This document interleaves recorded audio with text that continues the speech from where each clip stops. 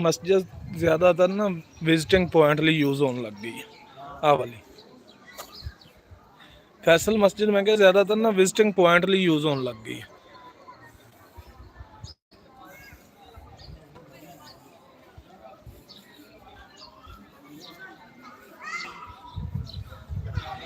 नीचे जाके की करना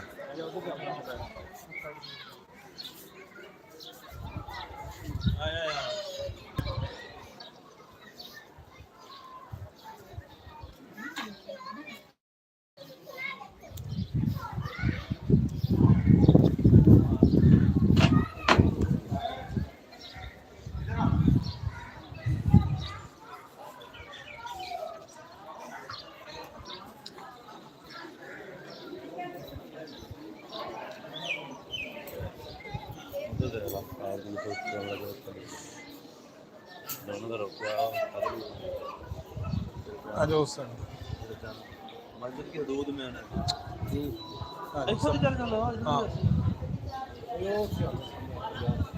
कुछ भी नहीं है उधर यार, उधर कुछ भी नहीं है।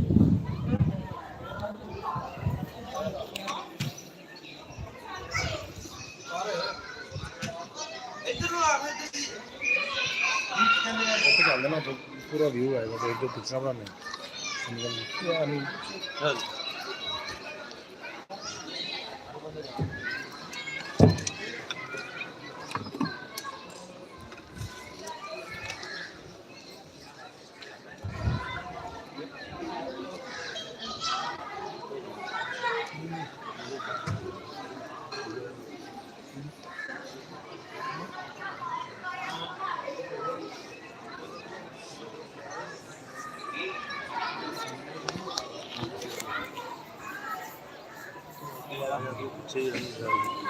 ये तुसी जो ਕੈਮਰਾਮੈਨ ਅੱਛਾ हो ना